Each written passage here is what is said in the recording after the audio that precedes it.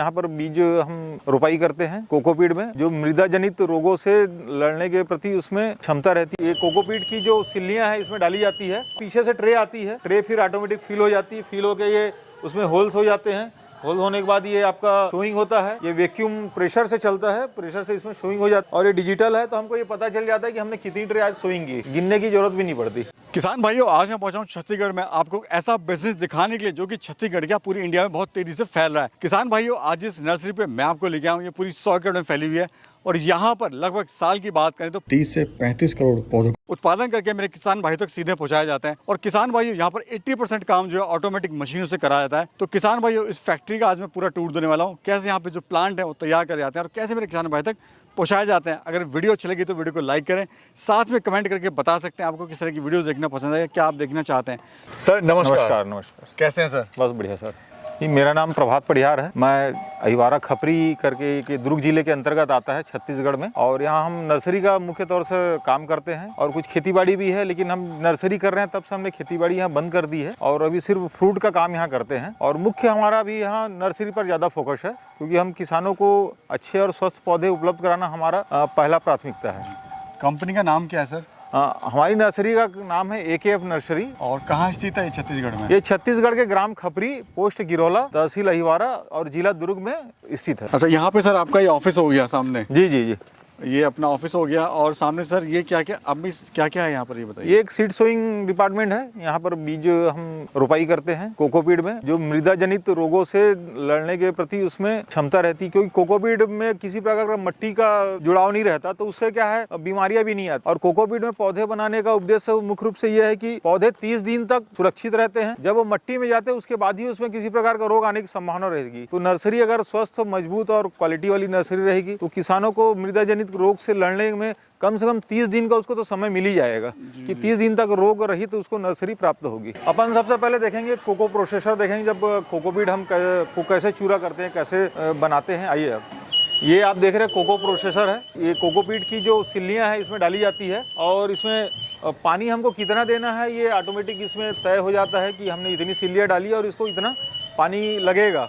तो जब कोकोपीट यहाँ से निकलता है, एक नमी लेके निकलता है, पर्याप्त नमी और एक जैसी नमी। अगर हम दिन भर में 1 टन या 5 टन कोकोपीट बना रहे हैं, सब में एक जैसी ही नमी आएगी, कोई नमी किसी वृक्ष में ज़्यादा आएगी, किसी में कम आएगी, ऐसा नहीं होगा।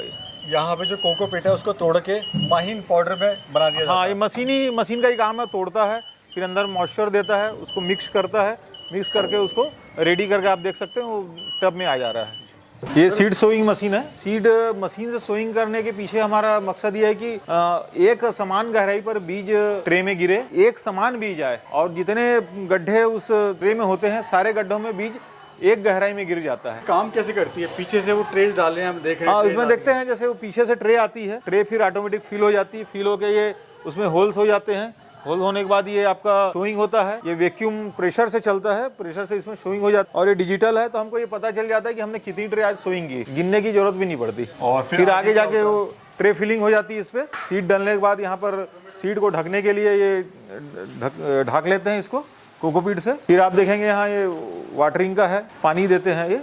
ये सब होने के बाद ये देखते हैं आप बंडलिंग का काम होता है, उसको बंद कर देते हैं। बंद करने के पीछे का लॉजिक ये है कि उसमें जो नमी है, बीज के अंकुरण को एक समान नमी चाहिए, तो जब तक बीज अंकुरण नहीं होता तब तक हम इसको पैक करके रखते हैं। बीज के अंकुरण को हम चेक करते रहते हैं कि लगभग 2 mm का उसका रेटिकल बाहर आ जाए अंकुरण उसका, के बाद हम उसको पॉलीहाउस में जाके बिछा देते हैं। ये अभी सर जर्मिनेशन रूम में हम लोग आ चुके हैं। हाँ, ये एक बहुत महत्वपूर्ण पार्ट है, क्योंकि सीड को जर्मिनेशन कराने के लिए उचित तापमान और वातावरण की आवश्यकता रहती है। अलग अलग सीड के लिए अलग अलग टेम्परेचर और ह्यूमिडिटी की आवश्यकता रहती है। जैसे हमने यहाँ एक AC लगा के रखा है, गर्म और ठंडा दोनों काम करता है। ये गोभी है तो गोभी के लिए हमको कितना तापमान चाहिए हम यहाँ सेट करते हैं और कितना ह्यूमिडिटी चाहिए वो सेट करते हैं। तो उससे क्या अंकुरण एक जैसा आता है। जब पौधे तैयार होते हैं, आपने फोटो में देखा होगा या पॉलीहाउस में आप गए होंगे, तो एक समान, एक साइज के, एक ऐसा लग रहा है जैसे कोई कटिंग करके रखा है या एक लेवल में पौधे दिखते हैं। तो उसके पीछे सबसे मुख्य वजह है अंकुरण। अंकुरण ही एक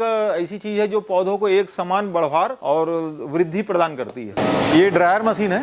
ये कई बीज ऐसे रहते हैं जो जगते नहीं है, उसको नमी की ज़्यादा आवश्यकता रहती है, तो हम उसको पानी में सोख करके फिर ड्रायर में सुखाते हैं। खाने के बाद फिर हम बीज डालते हैं, तो उससे क्या होता है अंकुरण और फास्ट हो जाता है और अंकुरण बहुत अच्छा आता है। अंकुरण आने के लिए सबसे महत्वपूर्ण है सीड। अच्छा अगर सीड होगा तो उसमें अंकुरण भी निश्चित तौर पर बहुत अच्छा आएगा। और अच्छे अंकुरण के लिए उचित तापमान, जैसे सीड को एक ड्राई एंड कूल पीछे भी उसमें लिखे रहता है, आप देखे होंगे, तो किस अवस्था में रखना है, कितने टेम्परेचर में रखना है। यहाँ देखेंगे हमने यहाँ तापमान बना रखा है, ये एसी रूम है, ये टेम्परेचर मेंटेन किया हुआ है यहाँ पर। हाँ आप देखेंगे चारों तरफ से हमने उसको कवर करके इस रूम को अंदर टेम्परेचर मेंटेन कर रखा है। विभिन्न प्रजातियों के बीजों को हमने यहाँ स्टोर रखा है। ये कितना टेम्परेचर होगा सर अभी अंदर? ये लगभग हम यहाँ 23 डिग्री मेंटेन करते हैं, 22 से 23 डिग्री। हाँ जैसे टमाटर हो गया सर, हाँ खीरा हो गया, हाँ खीरा है, मिर्च है। सीड डालने से पूर्व सबसे मुख्य यह है कि किसान की आइडेंटिटी, हम जो बीज डाल रहे हैं वो किस किसान का है, उसका कोड नंबर है, किस लाट का बीज डाला है, किस वैरायटी का है, किस होल में डाला है और कितने उसकी ट्रेड्स डली है। ये सारी चीज़ों को इतना पक्का किया जाता है कि जब किसान को हम जब ट्रे दे तो ट्रे देख के ही पहचान जाए, अपना स्टिकर उसको मिल जाता है कि उसमें वैरायटी लिखे रहती है, तो उसको कन्फ्यूज़न नहीं रहता कि ये कौन से पौधे आ गए, मैंने वैरायटी कौन सी दी थी और मेरे पास आ कौन सा गया है। तो वो ट्रेस को देख के वो पहचान लेता है और किस तारीख को डिलीवरी है, ये सारी चीज़ें इसमें आ जाती है। ये पंप हाउस है, ये पंप्स लगे हैं, अलग अलग फ्लो रेट है पंप के। ये ग्रैंड फोर्स के पंप है, काफ़ी महंगे पंप आते हैं और इसकी क्वालिटी बहुत अच्छी रहती है। और भी अलग अलग कंपनियों के पंप आते हैं, हमने ये वाला परचेस किया है। सर ये इंडियन है? नहीं ये इंडियन नहीं है, ये बाहर के पंप है, ये शायद जर्मन के है। हम क्या करते हैं यहाँ पहले पानी स्टोर करते हैं, स्टोर करके फिर उस पानी को हम पॉली हाउस में पहुँचाते हैं। तो ये सिस्टम बनाने के पीछे मकसद ये है कि एक प्रेशर में पानी जाए। जब बीजों पौधों पर जब पानी गिरे तो कहीं प्रेशर किसी पौधे में कम, किसी में ज़्यादा, एक समान प्रेशर जब जाता है तो एक समान से उसमें खाद भी जाएगा, एक समान पानी भी जाएगा और एक समान पौधे भी तैयार होंगे। अभी किस सेक्शन में हैं सर हम लोग? अभी ये पॉली हाउस है, ये पॉली हाउस नंबर हमारा 11, हर पॉली हाउस की हमारी आइडेंटिटी है। टोटल हमारे पास 33 पॉली हाउस है, 33। तो सभी पॉली हाउस में अलग अलग वेराइटियों के नर्सरी हम तैयार करते हैं जी। तो यहाँ पर है, शिमला का भी है, गोभी का भी नर्सरी आपको देखने मिलेगा, कुछ टमाटर की नर्सरी है। ये सर कितने एरिया में पूरा नर्सरी फैला हुआ है आपका? टोटल हमारे पास 33 एकड़ नर्सरी है। और हमारा मध्य प्रदेश में भी एक मंडला के पास में भी एक हमारा नर्सरी है। जगदलपुर के पास में कोंडागांव एक जगह है, वहाँ भी हमारी एक नर्सरी है। इधर जाएंगे आप अंबिकापुर में भी हमारी एक नर्सरी है। तो हम अलग अलग जगहों पर भी हम नर्सरी कर रहे हैं, जिससे किसानों को अच्छी और उत्तम क्वालिटी के पौधे उपलब्ध हो सके और समय पर उपलब्ध हो सके। सर आपकी जो नर्सरी है, आपका कहना है कि आपकी जो नर्सरी है वो बाकी नर्सरियों से अलग काम कर रही है, कुछ अच्छा काम कर रही है, तो ऐसा आप किस बिहाफ पे कह रहे हैं? देखिए नर्सरी तो भारत में सब जगह है, छत्तीसगढ़ में भी काफ़ी नर्सरियां हैं। तो नर्सरी का मतलब ये नहीं है कि हम पौधे बनाएं और किसान को दे दें और फिर किसान के पास क्या हो रहा है क्या नहीं हो रहा है ये जिम्मेदारी न रहे। सबसे मुख्य चीज़ है नर्सरी में गुणवत्ता। किसान ने जो मांगा है वो देना, वो पहली प्राथमिकता। और सबसे बड़ी प्राथमिकता उसके समय पर पौधों को उपलब्ध कराना। किसान 1 दिन 2 दिन या 5 दिन का डिले सह लेगा, लेकिन उसको अगर पौधे नहीं मिले, समय पर लगाने के लिए उसको पौधे नहीं मिले, कई जगह बहुत सारी शिकायतें आती रहती। हम भी काम करते, कुछ कमी हमारे में भी होगी। हम क्योंकि खेती का काम है, नर्सरी का काम है, हम ये नहीं बोल सकते कि हम 100 में 100 सही हैं, पर हम खरा उतरने का पूरा प्रयास करते हैं, जिससे हम किसानों के हित के लिए, उनके किसी प्रकार का अहित ना हो, उनका कहीं नुकसान ना हो, उसका पूरा हम ध्यान रखते हैं। और स्वस्थ और उत्तम और गुणवत्ता युक्त पौधे उपलब्ध कराने का हमारी पहली प्राथमिकता रहती है। इंडिया में कहाँ कहाँ आप इसको डिलीवर कर सकते हैं सर? देखिए इंडिया में हम लगभग पूरे भारत में हम नर्सरी उपलब्ध कराते हैं, चाहे आंध्र प्रदेश हो, चाहे तमिलनाडु हो, चाहे आसाम हो, चाहे दिल्ली का इधर हरियाणा तरफ का क्षेत्र हो, इधर आप महाराष्ट्र चले जाइए और मध्य प्रदेश चले जाइए। लगभग हर क्षेत्र में जहाँ से भी किसानों का ऑर्डर आता है, हम कोशिश करते हैं कि उसको नर्सरी उपलब्ध कराएं। और क्वांटिटी का हमने कोई बंधन नहीं रखा है कि कितनी क्वांटिटी में वो नर्सरी ले। अगर कोई किसान बोलता मेरे को 100 पौधे चाहिए, 200 पौधे चाहिए, 500 पौधे चाहिए, तो जो भी उसका प्राइस होगा, खर्चा रहता है आने जाने का या कुरियर का जो भी खर्चा, हम उसको उपलब्ध कराते हैं। क्योंकि हमारे को ये पहली प्राथमिकता है कि हर किसान के पास स्वस्थ नर्सरी पहुँचे। तो इस चीज़ को लेकर, इस मोटो को लेकर हम किसान को कैसे पौधे पहुँचाए, वो हम उस पर ज़्यादा प्रयास करते हैं। अच्छा सर, आपने कहा था जैसे यहाँ पर हर प्लांट ऐसा लगता है कि इसे काटा हुआ है, जी, जी। सेम ग्रोथ में लिया हुआ है सर। जी जी। ये सब वही टेक्निक का कमाल है सर आपकी। हाँ देखिए, गुणवत्ता की जब बात आती है तो गुणवत्ता सिर्फ पौधे बनाने से नहीं होती। गुणवत्ता हर पैरामीटर पर गुणवत्ता को नापा जाता है। पानी, खाद, दवाई और उसकी देख रेख और समय पर डिलीवरी। तो ये सारी चीज़ें जो है ना, जब नाप के आप किसान को दोगे तो आपको बहुत अच्छी चीज़ आप दे पाओगे।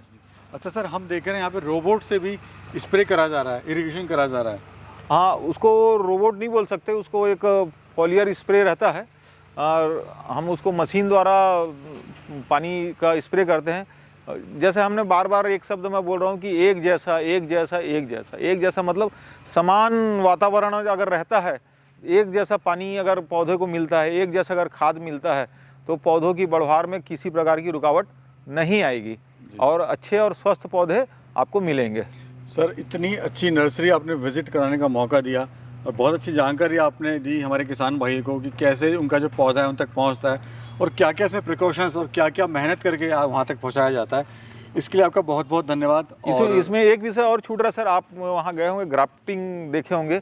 ग्राफ्टिंग की जो तकनीक है, किसान ग्राफ्ट पौधा क्यों लगा रहा है आज हमारे भारत में, और हम देखें तो अदर कंट्रियों में, विदेशों में भी ना कई कई लोकेशन में तो 100% ग्राफ्टिंग पौधे लगाए जा रहे हैं। ग्राफ्टिंग पौधे लगाने के पीछे सबसे बड़ा रीज़न है मृदा जनित रोग, एक, या आप उसको झुलसा रोग भी बोल सकते हैं, या पौधे में जब फल और फूल की अवस्था आती है, खास तौर से टमाटर है, मिर्च है और बैगन है, ये कुछ प्रजातियों के पौधे ऐसे, जैसे ही इसमें फल और फूल की अवस्था आती है, पौधे हम देखते हैं कि मरने चालू हो जाते हैं। तो उसमें बैक्टीरियल है, फाइटोपथोरा है, फिजूरा में, इस प्रकार के रोग उसमें आते हैं। तो हम जो बैगन में रूट स्टॉक इस्तेमाल करते हैं, वो जंगली एक बैगन रहता है, उससे हम उसका बीज लेकर हम पौधे बनाते हैं, फिर उसको हम ग्राफ्ट करते हैं। और जितने भी एक ग्राफ्टिंग के जो पौधे हैं जो हम ग्राफ्ट करके किसानों को उपलब्ध कराते, इसमें सहनशीलता बहुत अधिक है। सहनशीलता का मतलब ये, इसमें मरने की जो संभावना है काफ़ी कम हो जाती है। अच्छा सर, मैं देख रहा हूँ यहाँ पर एक तापमान में इसको रखा है, प्लस जो लाइट है, कलरफुल लाइट सर यहाँ पे दी जा रही है प्लांट्स को, ये क्यों दी जा रही है? ये इसलिए दी जाती है कि फील गुड एक शब्द रहता है कि अच्छा अनुभव, अच्छा महसूस करे।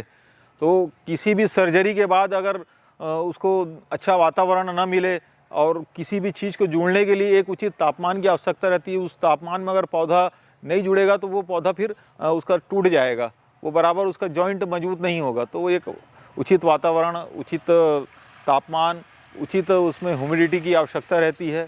तो ये सब हम उसको वहाँ उपलब्ध कराते हैं। बहुत बहुत शुक्रिया सर, अगेन आपने बहुत अच्छी जानकारी दी और बहुत अच्छा टूर दिया अपना नर्सरी का सर। जी जी सर, धन्यवाद। धन्यवाद।